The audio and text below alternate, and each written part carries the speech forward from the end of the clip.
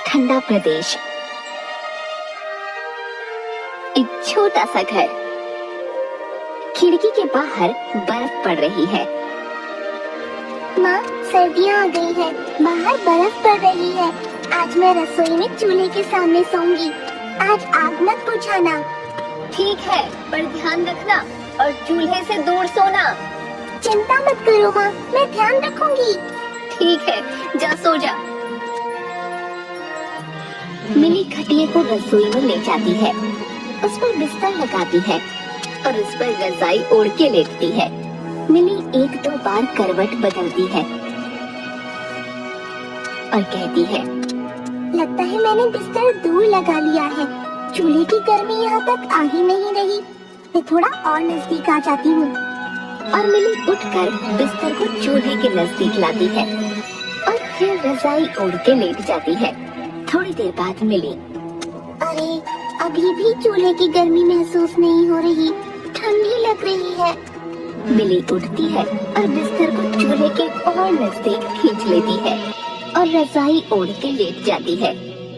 ऐसे ही 2-3 बार थोड़ा थोड़ा करके चूल्हे के नजदीक जाने के बाद वो रजाई ओढ़ के लेटती है और कहती है, अब ठीक है। अब मुझे चूल्हे की गर्मी पूरी आ रही है। अब मैं आराम से सो सकती हूँ। मिली रजाई ओढ़ के लेटती है और धीरे से गहरी नींद में चली जाती है। मिली की अचानक नींद खुलती है और वो देखती है चारों ओर गर्मी है और छोटे छोटे इंसान जिनके बाल आग के हैं पूरी रसोई में है। ये सब देखकर खुशी से चौंक जाती है और चारों तरफ देखती है। एक फायर ड्वार्फ मिली के पास आता है। मिली, हम फायर मिनियंस हैं। हमें तुम्हारी मदद की जरूरत है। क्या तुम हमारी मदद करोगी? मैं तुम्हारी क्या मदद कर सकती हूँ? सिर्फ तुम ही हमारी मदद कर सकती हो, ये हमारे गुरुजी ने कहा है।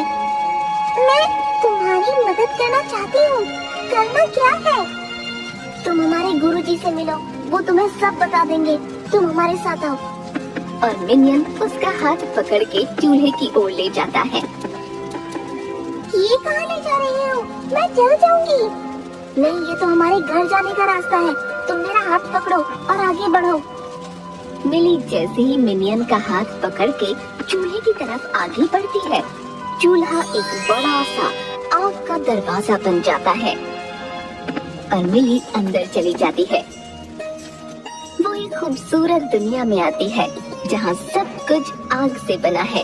पेड़ के पत्ते, पौधे, जानवर, नदी भी आग की है।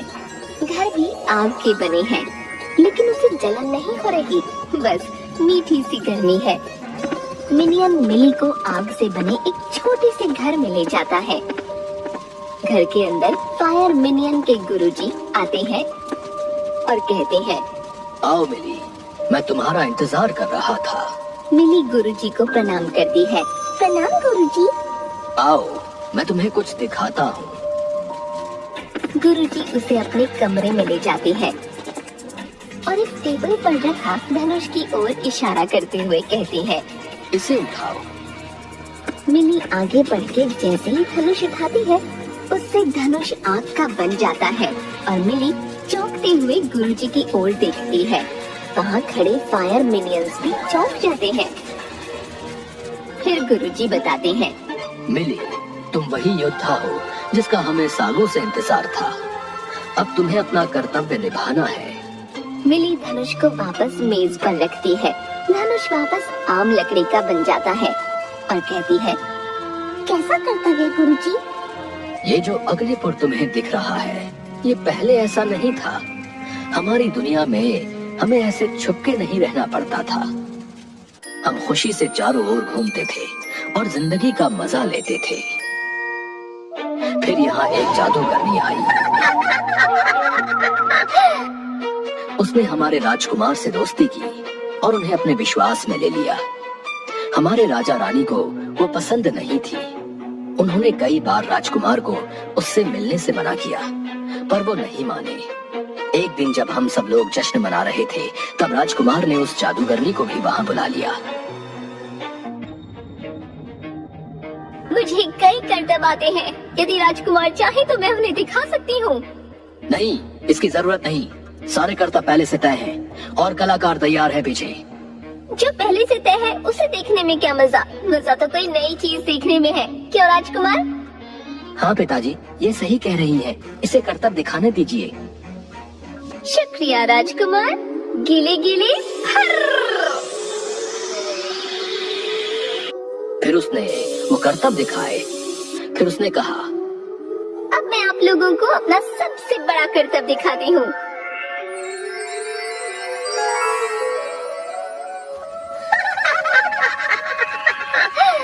आज से मैं यहाँ की रानी हूँ। अगर किसी ने मेरा कहा नहीं माना तो मैं उसे मारूंगी। साथ ही तुम्हारे राजकुमार, राजा और रानी को भी राख बना दूंगी, जिससे इनके वापस आने की तुम्हारी सारी उम्मीद ही खत्म हो जाएगी। तब से कोई उसके खिलाफ कुछ नहीं करता। पर अब तुम आ गई हो, तुम उसे मारोगी। मैं आपकी बात समझ गई गुरुजी, पर मैं उसे कैसे मारूंगी? वो तो इतनी बड़ी जादूगरनी है। इस धनुष से इसका एक भी तीर उसे लग गया तो वो भस्म हो जाएगी। यदि जादूगरनी को मारना इतना आसान है तो आपने अब तक उसे क्यों नहीं मारा? क्योंकि जादूगरनी को इसी धनुष से मारा जा सकता है जब वो सामने हो, और ये धनुष सिर्फ तुम ही जला सकती हो और कोई नहीं। पर मैं उसके सामने कैसे जाऊंगी? उसकी चिंता मत करो।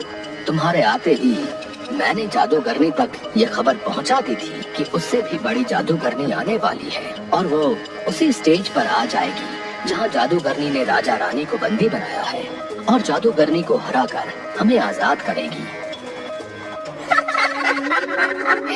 मुझसे बड़ी जादूगरनी ना तो कोई है और ना कभी हो सकती है। जाओ जाके सबसे कह दो कल उसी स्टेज पर मुकाबला फिर होगा, और मैं उस झूठी जादूगरनी को अपने जादू से हराकर मार डालूंगी। सबको वहाँ इकट्ठा होने का हुक्म दो। जो हुक्म मेरी रानी। और मिनियन वहाँ से चला जाता है। गुरुजी मिली के पास आते हैं। मिली, जैसा मैंने सोचा था वैसा ही हुआ। जादूगरनी ने अपने घमंड में आकर तुम्हें प्रतियोगिता के लिए चुनौती दी है। अब बस कल का दिन और सब ठीक। मैं तैयार हूँ गुरुजी, कल के लिए मेरी योजना सुनिए। मिली गुरुजी को योजना बताती है। सब लोग स्टेज के चारों ओर इकट्ठा हैं। स्टेज की एक तरफ राजा रानी की पत्थर हुई मूर्ति है और उनके बगल में राजकुमार की। जादूगरनी स्टेज पर आती है। कहाँ है वो झूठी जादूगरनी? आज मैं उसके हर जादू को तोड़ दूंगी। मिली दूर से छलांग लगाकर स्टेज पर आती है। वो पूरी काले कपड़ों में है, चेहरे पर नकाब है, सिर्फ आंखें दिख रही हैं। मिली आते ही अपने हाथ से आग का गोला जादूगरनी की ओर फेंकती है, जिससे जादूगरनी हंसते हुए दूसरी साइड हटकर बच जाती है। फिर जादूगरनी मिली की तरफ आग फेंकती है, जिससे मिली को बचने के लिए स्टेज के पीछे छुपे गुरुजी मिली के चारों तरफ एक जादुई घेरा बना देते हैं, जिससे जादूगरनी का हर बार घेरे से टकराकर नष्ट हो जाता है। मिली, ये घेरा ज्यादा देर तक तुम्हारी रक्षा नहीं कर पाएगा। तुम्हें जल्दी ही अपना काम करना होगा। मिली मार्शल आर्ट की कलाबाजियां दिखाती हुई गुरुजी के पास आती है और गुरुजी से झट से धनुष ले लेती है। मिली के हाथ में अग्नि धनुष देखकर जादूगरनी घबराकर आंखें बड़ी कर लेती है। मिली मुस्कुराते हुए धनुष की प्रत्यंचा खींचती है, जिससे धनुष पर अग्नि का तीर आ जाता है और कहती है, तुम्हारा अत्याचार खत्म हुआ दुष्ट जादूगरनी। और तीर सीधा जाकर जादूगरनी को लगता है और वो वहीं राख बन जाती है। जादूगरनी के राख बनते ही राजा, रानी और राजकुमार तुरंत पत्थर से फायर मिनियन बन जाते हैं और सभी मिनियंस खुशी से मिली के नाम के नारे लगाने लगते हैं। राजा, रानी और राजकुमार गुरुजी से प्रणाम गुरुजी जी। आपका बहुत बहुत आभार गुरुजी। आपने हमें उस दुष्ट जादूगरनी के श्राप से मुक्ति दिलाई। ये सब मेरे नहीं बल्कि मिली की वजह से हो पाया है। ये सब इसी ने किया है। शुक्रिया मिली, हमें और हमारे लोगों को उस जादूगरनी से बचाने के लिए। ये तो मेरा फर्ज था।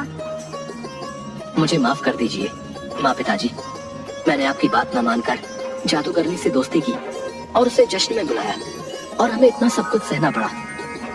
हाँ राजकुमार, हमें अपने माता पिता की बात जरूर सुननी चाहिए। अरे माता पिता से याद आया, मेरे माँ पापा मेरे लिए परेशान हो रहे होंगे।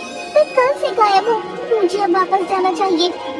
तुम्हें परेशान होने की जरूरत नहीं मिली। 2 दिन हमारी दुनिया में बीते हैं। तुम्हारे घर पर अभी रात बाकी है और तुम्हारे माँ पापा अभी सो रहे हैं। पर हाँ, इससे पहले कि तुम्हारी माँ की डांट हमें पड़े, तुम्हें वापस जाना चाहिए। मिली, गुरुजी और कुछ फायर मिनियंस मिली की रसोई की उसी आग के दरवाजे पर खड़े हैं जिससे वो आग की दुनिया में गई थी। ये मास्क लो। जब भी तुम्हें हमसे मिलने का मन करे, ये मास्क पहनकर किसी भी आग के दरवाजे से हमारे पास आ जाना। धन्यवाद गुरुजी, और आप लोगों का भी बहुत बहुत शुक्रिया। आप ही मुझे अपनी दुनिया में ले गई थी। शुक्रिया मिली हमारी मदद करने के लिए। ये बताओ, आग का गोला फेंकना तो मैंने सिखाया था, पर तुमने इतनी अच्छी कलाबाजी और तीरंदाजी कब सीखी? गुरुजी, हमारे स्कूल में मार्शल आर्ट सिखाया जाता है, वहीं से सीखा। तब तो सबको मार्शल आर्ट्स सीखना चाहिए। हाँ गुरुजी, सबको सीखना चाहिए। अभी बहुत रात बाकी है, तुम थक गई होगी। जाओ और जाकर सो जाओ, सुबह स्कूल जाना है। सही कहा आपने। प्रणाम गुरुजी। मिली गुरुजी को प्रणाम करती है और अपने बिस्तर पर जाकर लेट जाती है। गुरुजी और बाकी मिनियंस उसे बाय करते हैं और वो बड़ा सा आग का दरवाजा फिर से रसोई का आम चूल्हा बन जाता है। मिली सुबह हड़बड़ा कर उठती है और सोचती है, मैंने जो देखा वो सच था या सपना। तभी उसे अपने बगल में रखा गुरुजी का दिया हुआ मास्क दिखता है और खुशी से उसकी आंखें चमकने लगती हैं।